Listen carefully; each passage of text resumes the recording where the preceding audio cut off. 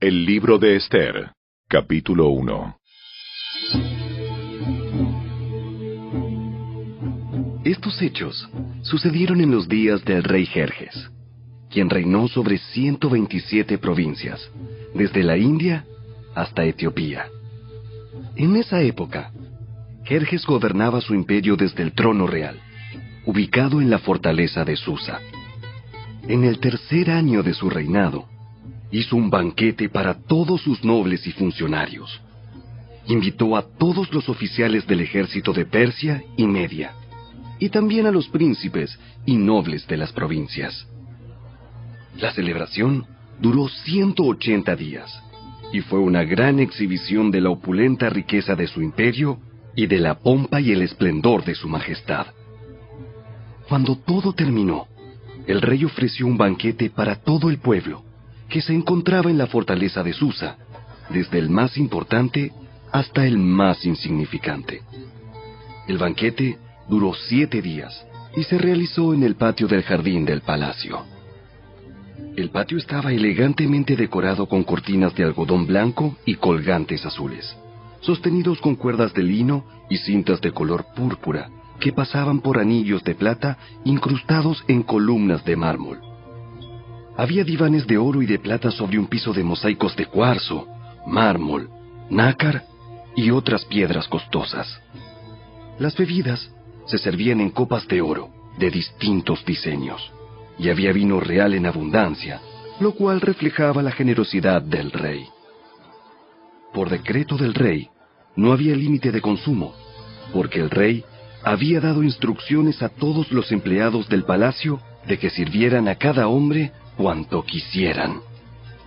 Al mismo tiempo, la reina Vasti hizo un banquete para las mujeres en el palacio real del rey Jerjes.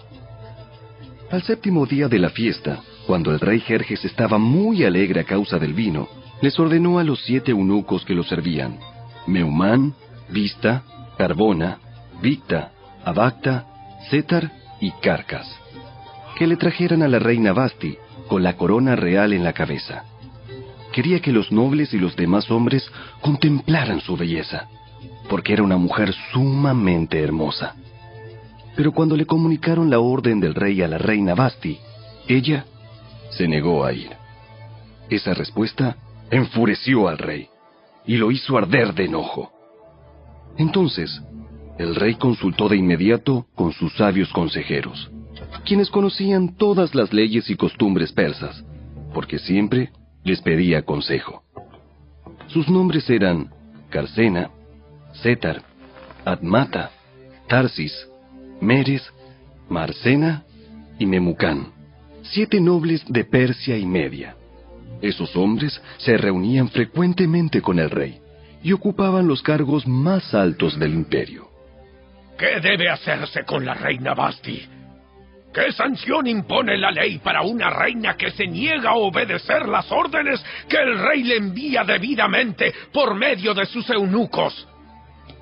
Memucán contestó al rey y a los nobles: La reina Vasti ofendió no solo al rey, sino también a cada noble y ciudadano del imperio.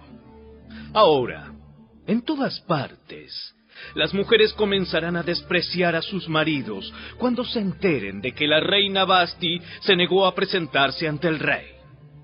Antes de que termine este día, las esposas de todos los nobles del rey en toda Persia y Media oirán lo que hizo la reina y empezarán a tratar a sus maridos de la misma manera. Nada pondrá fin a su desprecio y enojo. Así que, si al rey le agrada, sugerimos que emita un decreto por escrito, una ley de los persas y los medos que no pueda ser revocada.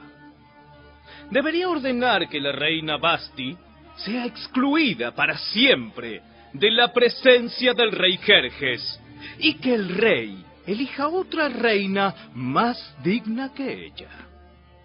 Cuando se publique este decreto en todo el vasto imperio del rey, los maridos de todas partes, sea cual fuere su rango, recibirán el respeto que merecen de parte de sus esposas.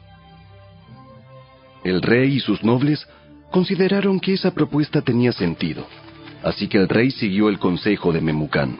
Envió cartas por todo el imperio, a cada provincia en su propio sistema de escritura y en su propio idioma, proclamando que todo hombre debía ser jefe en su propia casa y decir lo que le viniera en gana.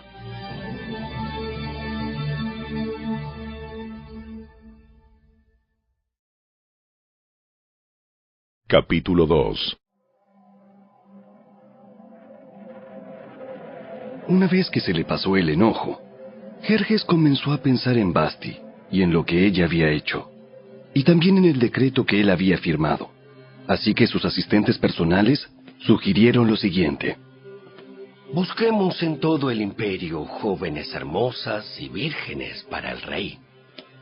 Que el rey nombre delegados en cada provincia para que reúnan a esas hermosas jóvenes en el harén real en la fortaleza de Susa. Hegai, el eunuco del rey a cargo del harén, se ocupará de que todas ellas reciban tratamientos de belleza. Después, la joven que más agrade al rey será reina en lugar de Vasti. Al rey le pareció muy bueno ese consejo, así que decidió ponerlo en práctica. Por esos días, en la fortaleza de Susa, había un judío llamado Mardoqueo, hijo de Jair.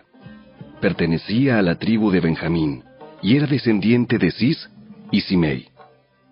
Su familia había estado entre los que, junto con Joaquín, rey de Judá, fueron desterrados de Jerusalén y llevados a Babilonia por el rey Nabucodonosor. Mardoqueo tenía una prima joven muy hermosa y atractiva, que se llamaba Hadasa, a la cual también le decían Ester.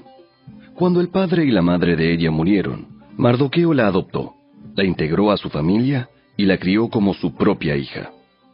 Como resultado del decreto del rey, Ester, junto con muchas otras jóvenes, fue llevada al harén del rey en la fortaleza de Susa y entregada al cuidado de Hegai. Hegai quedó muy impresionado con Ester y la trató con mucha amabilidad. Enseguida ordenó que le prepararan una dieta especial y se le hicieran tratamientos de belleza. También le asignó 7 doncellas escogidas especialmente del palacio del rey, y la trasladó junto con ellas al mejor lugar del harén. Ester no le había revelado a nadie su nacionalidad ni su trasfondo familiar porque Mardoqueo le había ordenado que no lo hiciera. Todos los días, Mardoqueo daba un paseo cerca del patio del harén para averiguar cómo estaba Ester y qué le sucedía. Antes de ser llevada a la cama del rey, a cada joven se le hacían obligatoriamente tratamientos de belleza durante 12 meses. Los primeros 6 con aceite de mirra y los siguientes con perfumes y ungüentos especiales. Cuando llegaba el momento para presentarse en el palacio del rey, se le permitía elegir la ropa y las joyas que quisiera llevarse del harén. Esa noche la llevaban a las habitaciones privadas del rey, y a la mañana siguiente la pasaban a un segundo harén, donde vivían las esposas del rey. Allí quedaba al cuidado de Sasgás, el eunuco del rey que se ocupaba de las concubinas. Jamás volvía a la presencia del rey a menos que a él le hubiera agradado de manera especial y la mandara a llamar por su nombre. Ester era hija de Abihail, tío de Mardoqueo. Mardoqueo había adoptado como hija a su prima menor, Ester. Cuando a Ester le llegó el turno de ser llevada ante el rey, ella siguió el consejo de Hegai, el eunuco encargado del harén. No pidió nada aparte de lo que él le sugirió, y todos los que la veían, la admiraban. Llevaron a Ester ante el rey Jerjes, en el palacio real, a comienzos del invierno del 7º año de su reinado. Y el rey amó a Ester más que a todas las demás jóvenes. Estaba tan encantado con ella, que le puso la corona real sobre la cabeza y la declaró reina en lugar de Vasti. Para celebrar la ocasión, ofreció un gran banquete en honor de Ester a todos sus nobles y funcionarios. Decretó día de fiesta para las provincias y entregó generosos regalos a todos. Aún después de que todas las jóvenes fueron trasladadas al segundo harén y Mardoqueo fue designado oficial del palacio, Ester siguió manteniendo en secreto su trasfondo familiar y su nacionalidad. Todavía seguía los consejos de Mardoqueo, tal como cuando vivía en su casa. Cierto día, mientras Mardoqueo estaba de guardia en la puerta del rey, dos de los eunucos del rey, Bigtana y Teres, guardias que custodiaban la entrada a las habitaciones privadas del rey, se enojaron con el rey Jerjes y conspiraron para asesinarlo. Pero Mardoqueo se enteró del complot y le pasó la información a la reina Ester. Entonces ella se lo contó al rey y le dio el crédito a Mardoqueo por la noticia. Cuando se hizo la investigación y se confirmó que lo que decía Mardoqueo era cierto, los dos hombres fueron atravesados con un poste afilado. Todo el suceso quedó registrado en el libro de la historia del reinado del rey Jerjes.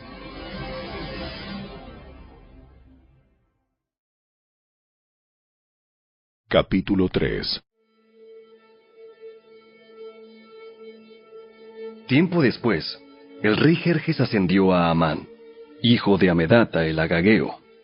Lo puso por encima de todos los demás nobles y lo convirtió en el funcionario más poderoso del imperio. Todos los funcionarios del rey se inclinaban ante Amán en señal de respeto cada vez que él pasaba porque el rey lo había ordenado.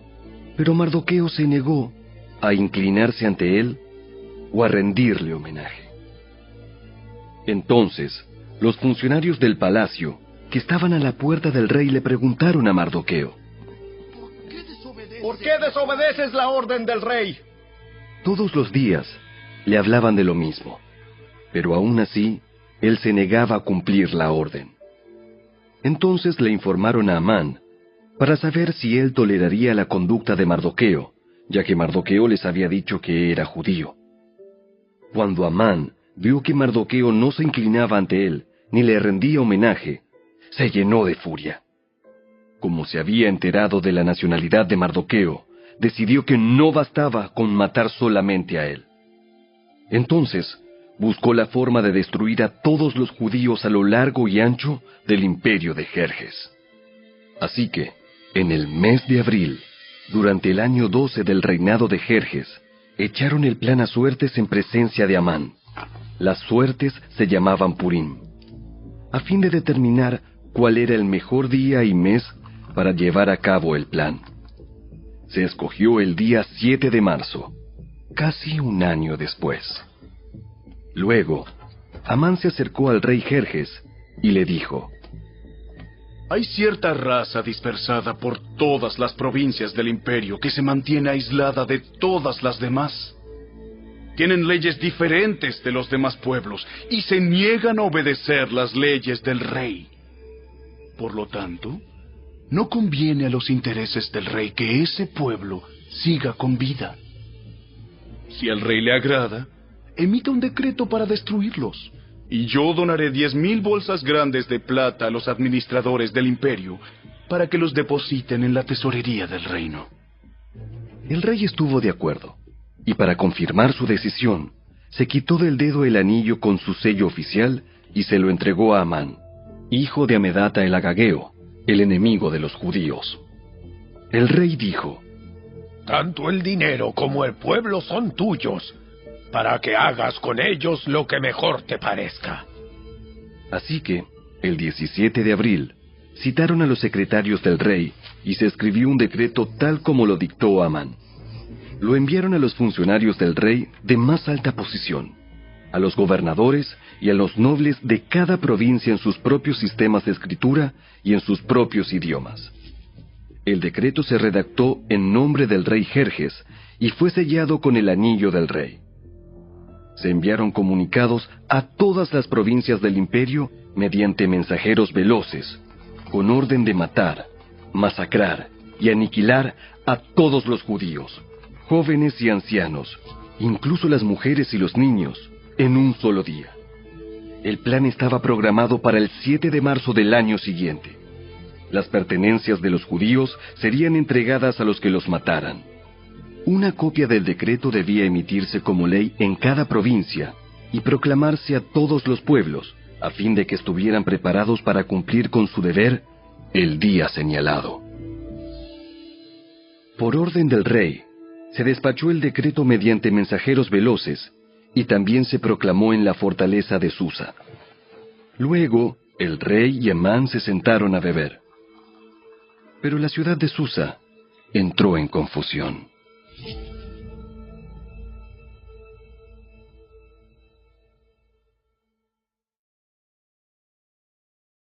Capítulo 4. Cuando Mardoqueo se enteró de todo lo que había ocurrido, se rasgó su ropa, se vistió de tela áspera, se arrojó ceniza y salió por la ciudad llorando a gritos con un amargo lamento. Llegó hasta la puerta del palacio, porque no se permitía que nadie entrara por la puerta del palacio vestido de luto. A medida que la noticia del decreto real llegaba a todas las provincias, había más duelo entre los judíos. Ayunaban, lloraban y se lamentaban, y muchos se vestían con tela áspera y se acostaban sobre ceniza. Cuando las doncellas y los eunucos de la reina Ester se le acercaron y le contaron lo de Mardoqueo, ella se angustió profundamente. Le envió ropa para reemplazar la tela áspera, pero él la rechazó. Luego, Ester llamó a Atac, uno de los eunucos del rey que había sido designado como su asistente. Le ordenó que fuera a ver a Mardoqueo y averiguara qué era lo que le preocupaba y por qué estaba de luto. Entonces Atac salió a buscar a Mardoqueo a la plaza, frente a la puerta del palacio. Mardoqueo lo puso al tanto de todo lo que había pasado. Hasta le dijo el monto exacto de dinero que Amán había prometido depositar en la tesorería del reino para la destrucción de los judíos. Mardoqueo le entregó a Atac una copia del decreto emitido en Susa, que ordenaba la muerte de todos los judíos. Le pidió a Atac que se lo mostrara a Ester y le explicara la situación. También le pidió a Atac que la exhortara a presentarse ante el rey para suplicarle compasión e interceder a favor de su pueblo. Así que Atac volvió a Ester con el mensaje de Mardoqueo. Entonces Ester le ordenó a Atac que volviera a ver a Mardoqueo y le diera el siguiente mensaje. Todos los funcionarios del rey e incluso la gente de las provincias saben que cualquiera que se presenta ante el rey en el patio interior sin haber sido invitado está condenado a morir, a menos que el rey le extienda su cetro de oro, y el rey no me ha llamado a su presencia en los últimos 30 días.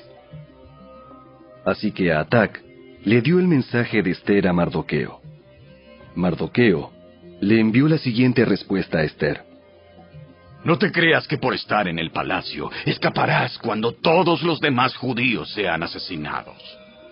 Si te quedas callada en un momento como este, el alivio y la liberación para los judíos surgirán de algún otro lado, pero tú y tus parientes morirán. ¿Quién sabe si no llegaste a ser reina precisamente para un momento como este? Entonces, Ester envió la siguiente respuesta a Mardoqueo. Ve y reúne a todos los judíos que están en Susa y hagan ayuno por mí. No coman ni beban durante 3 días, ni de noche ni de día. Mis doncellas y yo haremos lo mismo. Entonces, aunque es contra la ley, entraré a ver al rey. Si tengo que morir, moriré. Así que Mardoqueo se puso en marcha e hizo todo tal como Ester le había ordenado.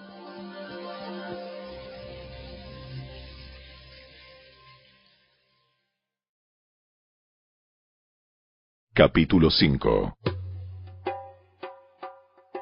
Al tercer día del ayuno, Ester se puso las vestiduras reales y entró en el patio del interior del palacio, que daba justo enfrente a la sala del rey.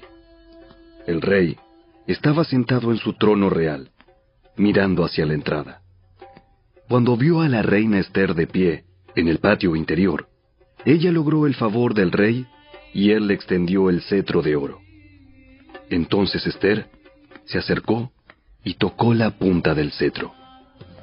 Entonces el rey le preguntó: ¿Qué deseas, reina Ester? ¿Cuál es tu petición? Te la daré aun si fuera la mitad del reino. Y Ester contestó: Si al rey le agrada, venga el rey con Amán hoy al banquete que preparé para el rey. El rey se dirigió a sus asistentes y dijo: Díganle a Amán que venga deprisa a un banquete, como lo ha solicitado Esther. Así que el rey y Amán fueron al banquete preparado por Esther. Mientras bebían vino, el rey le dijo a Esther: Ahora dime lo que realmente quieres. ¿Cuál es tu petición? Te la daré aun si fuera la mitad del reino. Esther contestó: Mi petición y mi más profundo deseo es que, si he logrado el favor del rey, y si al rey le agrada conceder mi petición y hacer lo que le pido, le ruego que venga mañana con Amán al banquete que prepararé para ustedes. Entonces explicaré de qué se trata todo este asunto. Amán salió muy contento del banquete. Sin embargo, cuando vio a Mardoqueo sentado a la puerta del palacio, y que no se puso de pie ni tembló de miedo ante su presencia, se enfureció mucho. No obstante, se contuvo y se fue a su casa. Luego, Amán reunió a sus amigos y a Ceres, su esposa, y se jactó ante ellos de su gran riqueza y de sus muchos hijos. Hizo alarde de los honores que el rey le había dado, y de la forma en que lo había ascendido por encima de todos los otros nobles y funcionarios. Amán también añadió: Y eso no es todo. La reina Esther nos invitó exclusivamente al rey y a mí a un banquete que preparó para nosotros. Y me invitó a cenar mañana nuevamente con ella y con el rey. Sin embargo, todo eso no vale nada mientras ve al judío Mardoqueo sentado allí, a la puerta del palacio. Entonces Ceres, la esposa de Amán, y todos sus amigos sugirieron: Levanta un poste afilado. Levanta un poste afilado que mida 23 metros de altura. Y mañana por la mañana, pídele al rey que atraviese a Mardoqueo en el poste. Después de eso, podrás seguir alegremente tu camino al banquete con el rey. A Amán le gustó la idea y ordenó que colocaran el poste.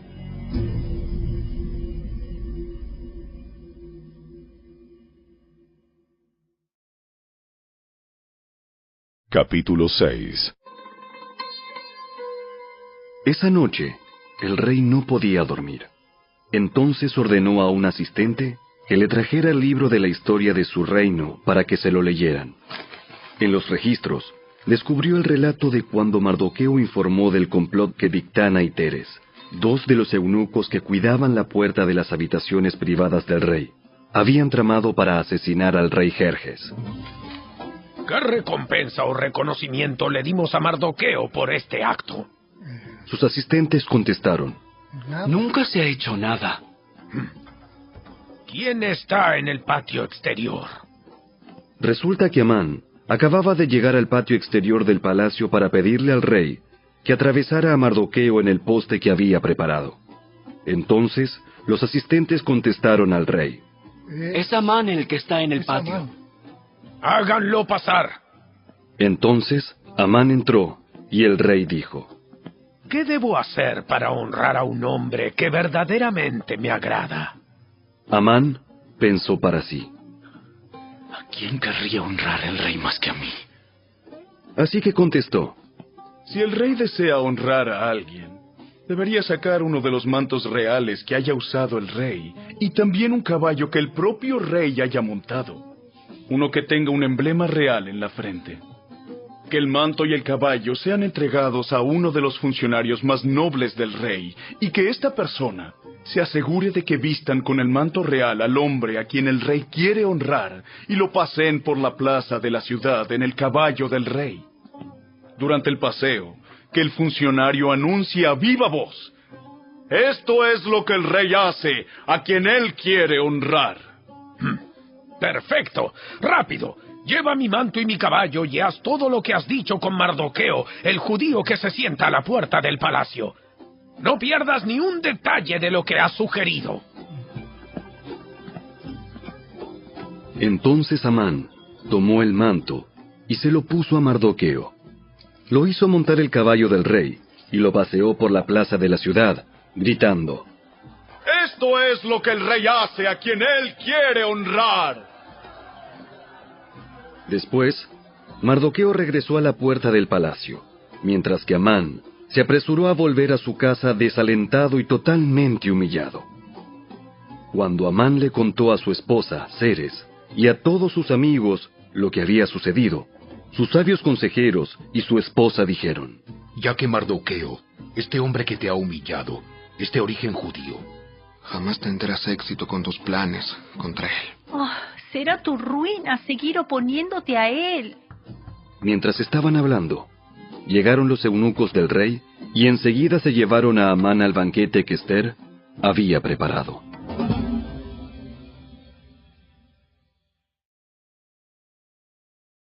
Capítulo 7. Entonces el rey y Amán fueron al banquete de la reina Ester. En esta segunda ocasión, mientras bebían vino, el rey volvió a decir a Ester: Dime lo que desees, reina Ester. ¿Cuál es tu petición? Yo te la daré, aun si fuera la mitad del reino.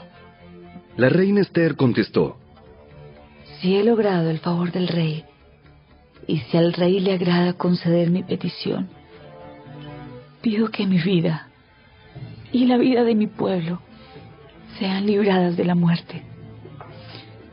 Pues mi pueblo y yo hemos sido vendidos para ser muertos, masacrados y aniquilados.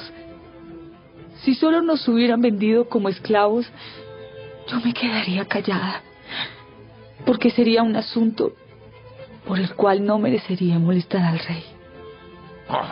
¿Quién sería capaz de hacer semejante cosa? ¿Quién podría ser tan descarado para tocarte a ti? Ester contestó: Este malvado Amán es nuestro adversario y nuestro enemigo. Amán se puso pálido de miedo delante del rey y de la reina. Entonces el rey, enfurecido, se levantó de un salto y salió al jardín del palacio. Amán, en cambio, se quedó con la reina Ester para implorar por su vida, porque sabía que el rey pensaba matarlo. En su desesperación, se dejó caer sobre el diván donde estaba reclinada la reina Ester, justo cuando el rey volvía del jardín del palacio. El rey exclamó: ¡Hasta se atreve a atacar a la reina aquí mismo, en el palacio, ante mis propios ojos! Entonces, en cuanto el rey habló, sus asistentes le cubrieron la cara a Amán en señal de condena. Luego, Arbona, uno de los eunucos del rey, dijo: Amán ha levantado un poste afilado de 23 metros de altura en el patio de su casa. Tenía pensado utilizarlo para atravesar a Mardoqueo, el hombre que salvó al rey de ser asesinado. ¡Que atraviesen a Amán en ese poste! Entonces, atravesaron a Amán con el poste que había levantado para Mardoqueo. Y la furia del rey se calmó.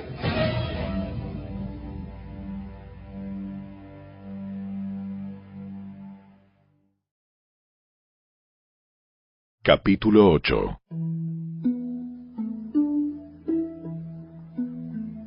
Ese mismo día, el rey Jerjes entregó a la reina Ester las propiedades de Amán, el enemigo de los judíos. Luego, llevaron a Mardoqueo ante el rey, porque Ester le había contado al rey el parentesco que había entre ellos. El rey se quitó el anillo con su sello oficial, el cual había recuperado de Amán, y se lo dio a Mardoqueo. Y Ester nombró a Mardoqueo como encargado de las propiedades de Amán. Luego Ester volvió a presentarse ante el rey, cayó a sus pies y le suplicó con lágrimas que detuviera el plan siniestro que Amán, el agageo, había conspirado contra los judíos. Nuevamente el rey extendió su cetro de oro hacia Ester, de modo que ella se levantó y permaneció de pie delante de él.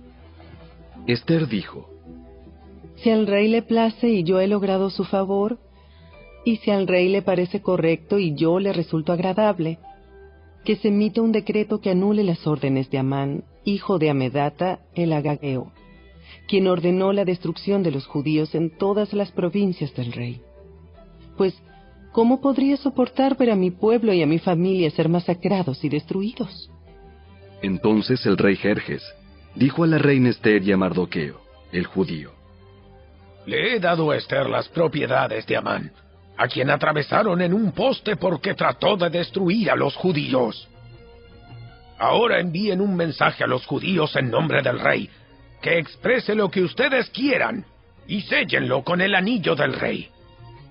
Sin embargo, recuerden que todo lo que ya se ha escrito en nombre del rey, y lo que se ha sellado con su anillo, jamás puede ser revocado. Así que, el 25 de junio, reunieron a los secretarios del rey, y se escribió un decreto tal como Mardoqueo lo dictó. Lo enviaron a los judíos y a los funcionarios de más alta posición, a los gobernadores y a los nobles de las 127 provincias, que se extendían desde la India hasta Etiopía. Este decreto se escribió en los propios sistemas de escritura y en los propios idiomas de cada pueblo del imperio, incluido el de los judíos. El decreto se redactó en nombre del rey Jerjes y fue sellado con el anillo del rey. Mardoqueo envió los comunicados por medio de los mensajeros veloces, quienes montaban caballos rápidos, criados especialmente para el servicio del rey. El decreto del rey les daba autoridad a los judíos de todas las ciudades para unirse y defender su vida.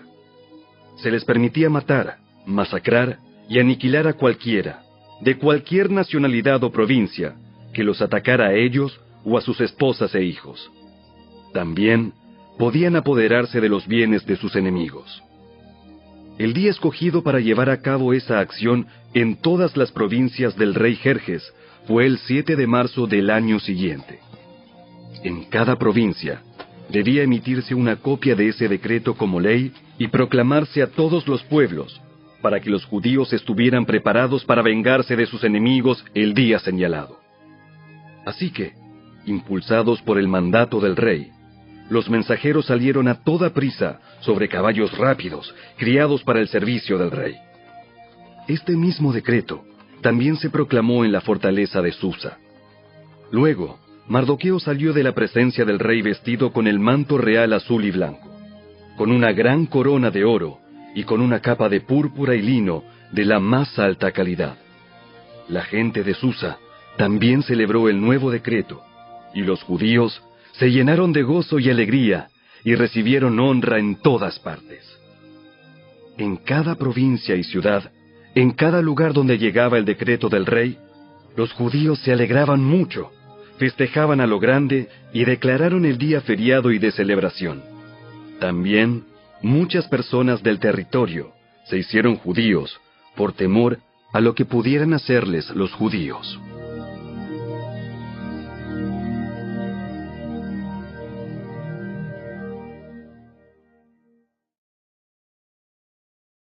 Capítulo 9.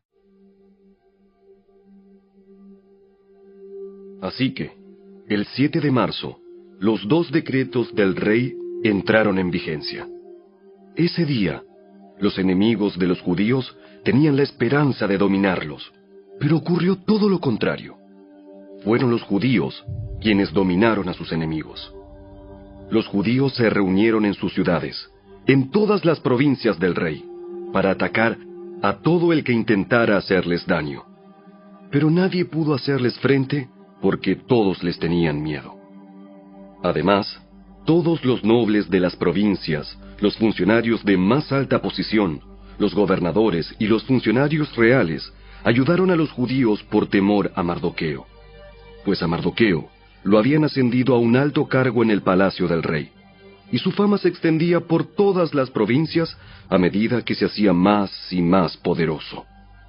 Así que, el día señalado, los judíos hirieron de muerte a sus enemigos a filo de espada. Mataron y aniquilaron a sus enemigos e hicieron lo que quisieron con quienes los odiaban. En la propia fortaleza de Susa, los judíos mataron a 500 hombres. También mataron a Parsandata, a Dalfón, a Aspata, a Porata, a Adalía, a Aridata, a Parmasta, a Arisai, a Aridai y a Baisata, los 10 hijos de Amán, hijo de Amedata, el enemigo de los judíos, pero no se quedaron con ninguna de sus pertenencias. Ese mismo día, cuando se le informó al rey el número de muertos en la fortaleza de Susa, hizo llamar a la reina Ester y le dijo: Los judíos mataron a 500 hombres solo en la fortaleza de Susa, además de los 10 hijos de Amán. Si aquí hicieron eso, ¿qué habrá pasado en el resto de las provincias? Ahora bien, ¿qué más quieres? Te será concedido. Dímelo y lo haré. Ester contestó: Si al rey le agrada que a los judíos de Susa se les dé permiso para hacer mañana lo que hicieron hoy, y que los cuerpos de los 10 hijos de Amán sean atravesados en un poste. El rey estuvo de acuerdo, y el decreto se hizo público en Susa. Atravesaron los cuerpos de los 10 hijos de Amán. Luego, el 8 de marzo, los judíos de Susa se reunieron y mataron a 300 hombres más, y otra vez tampoco se quedaron con ninguna de sus pertenencias. Mientras tanto, los demás judíos en todas las provincias del rey se reunieron para defender su vida.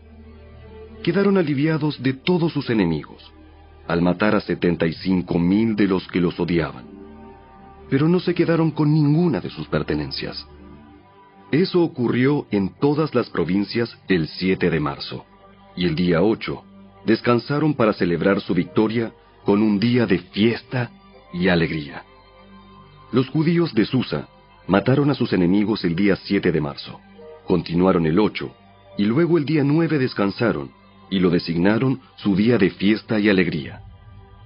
De manera que, hasta el día de hoy, los judíos del campo que viven en aldeas remotas celebran un día feriado anualmente en el día señalado a fines del invierno, en el cual se alegran y se mandan regalos de comida unos a otros. Mardoqueo registró esos acontecimientos y envió cartas a los judíos que vivían cerca y lejos, en todas las provincias del rey Jerjes, para motivarlos a celebrar cada año un festival durante esos 2 días. Les dijo que debían celebrar esos días con alegría y festejos, obsequiándose porciones de comida unos a otros y haciendo regalos a los pobres.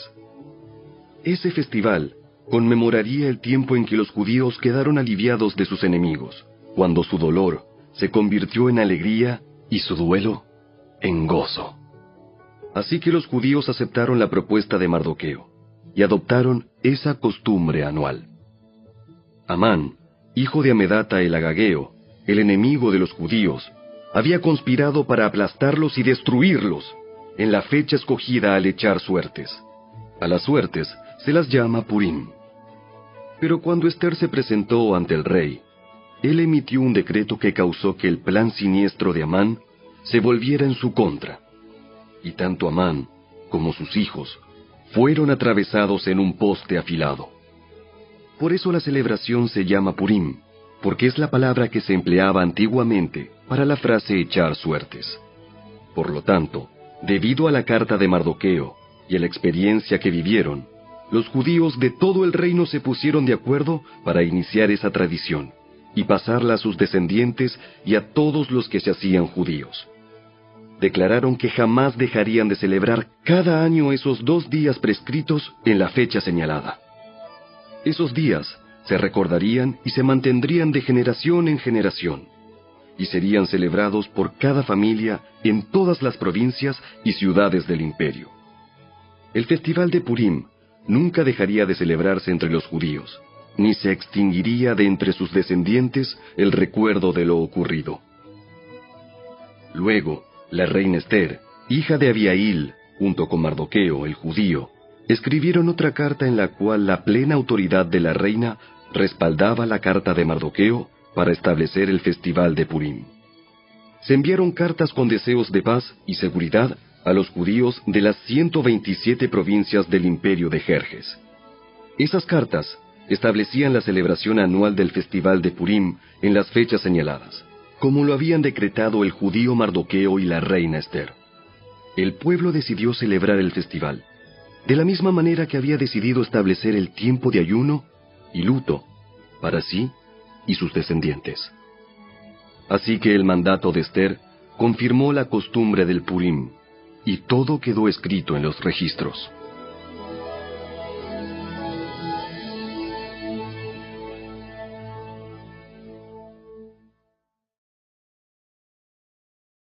Capítulo 10. El rey Jerjes impuso un tributo en todo su imperio, incluso hasta las costas lejanas. Sus grandes logros y el relato completo de la grandeza de Mardoqueo, a quien el rey había ascendido, están registrados en el libro de la historia de los reyes de Media y Persia. Mardoqueo, el judío, llegó a ser primer ministro, segundo en mando después del propio rey Jerjes. Fue un hombre muy importante entre los judíos, de gran estima ante ellos, porque siguió actuando a favor de su pueblo y defendiendo el bienestar de todos sus descendientes.